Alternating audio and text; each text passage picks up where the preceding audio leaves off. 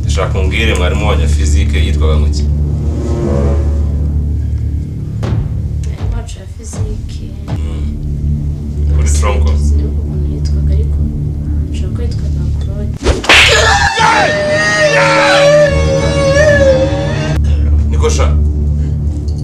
Hari ibintu byari byabyimbye hari wiki. Ni ibintu wabuze. Yabishare mu makabutura. Noneho ngarutse kubitora ndamwigerekanyisha. Izi komora zimeze nk'intoryi. Wagire kama wagikanye baba.